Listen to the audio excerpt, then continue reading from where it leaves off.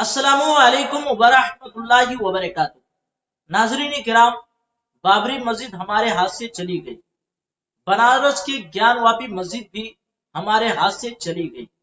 अब संभल के जामा मस्जिद के बारे में बहुत बुरी खबर आ रही है कि वहां के हिंदुओं ने ये दावा किया है कि बाबर ने मंदिर को तोड़ करके यहाँ मस्जिद बनाई थी और उन लोगों ने कोर्ट में अर्जी पेश की और कोर्ट ने फौरन इस पर एक्शन लिया और मस्जिद की जो है सर्वे भी की।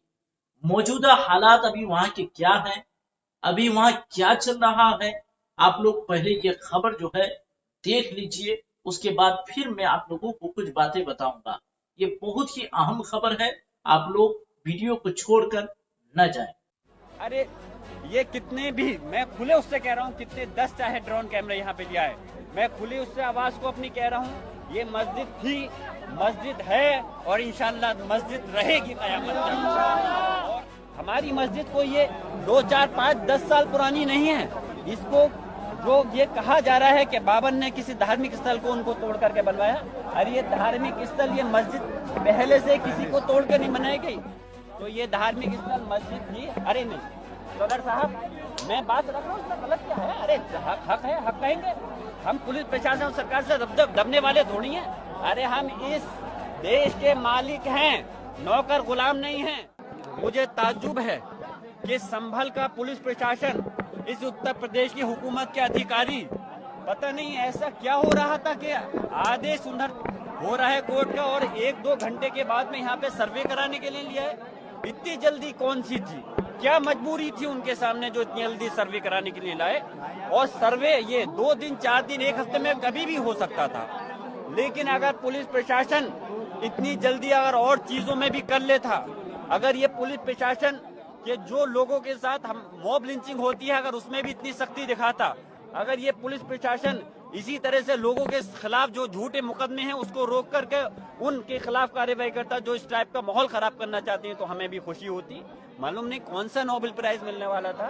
खैर, फिर भी इन्होंने, पुलिस प्रशासन ने, कि अरे ये कितने भी, मैं खुले उससे कह रहा हूँ, कितने 10 चाहे ड्रोन कैमरे यहाँ पे लिया है, मैं खुली उससे आवाज को अपनी कह रहा हूँ, ये मस्जिद थी, मस्जिद है और इंशाल्लाह मस्जिद रहेगी क़यामत तक। और रही बात इस संभल के अंदर सुकून है, हम सुकून को ही कायम रखना चाहते हैं।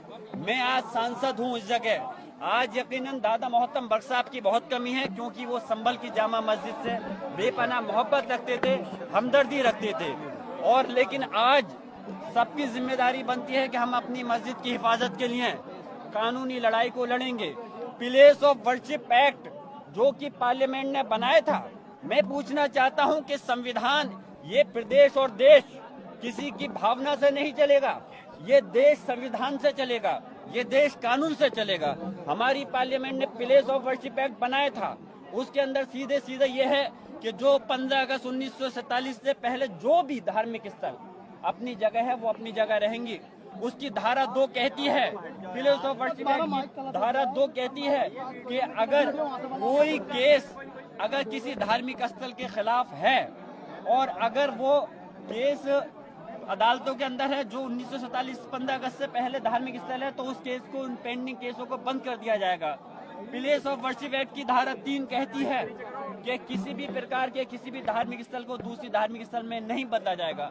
प्लेस ऑफ वर्शिप एक्ट की धारा 5 कहती है कि जो बाबरी मस्जिद को छोड़ करके हर धार्मिक स्थल पे ये लागू होगा। तो मैं पूछना चाहता हूँ, क्या सुप्रीम कोर्ट का जो बनाया हुआ कानून है उसको मान्य, सुप्रीम कोर्ट ने पार्लियामेंट का बनाया हुआ जो कानून है उसको सभी लोगों को मानना पड़ेगा, चाहे पुलिस प्रशासन हो या कोर्ट हो, उस कानून को मानना है।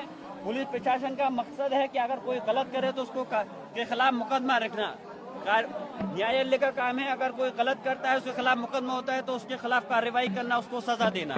लेकिन जो कानून बना हुआ है उसके खिलाफ आप कैसे कर सकते हो? हमारी मस्जिद को ये 2, 4, 5, 10 साल पुरानी नहीं है। इसको जो ये कहा जा रहा है कि बाबर ने किसी धार्मिक स्थल को उनको तोड़ करके बनवाया, अरे ये धार्मिक स्थल, ये मस्जिद पहले से किसी को तोड़ कर नहीं बनाई गई।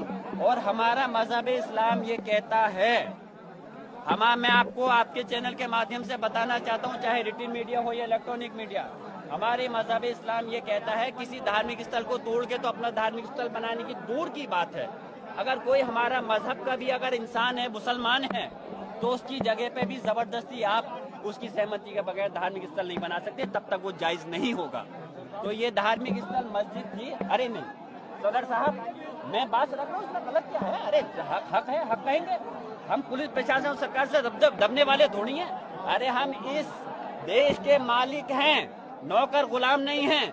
हम इस देश के अंदर जब आजादी की जंग लड़ी गई थी, जब बंटवारा हुआ था, हमने इस देश को अपनी मर्जी से चुना है, मजबूरी से नहीं रह रहे इस देश के अंदर। हम इस देश के अंदर बाई चॉइस हैं, हम मजबूरी से नहीं है। तो हमारा हक है हमें बोलने का, हमें अपने धर्म को अपनाने का, हमारे अपने धार्मिक स्थलों की हिफाजत करने का हमारा फर्ज बनता है। और हम कानूनी लड़ाई को लड़ेंगे और मैं प्रयास करूंगा।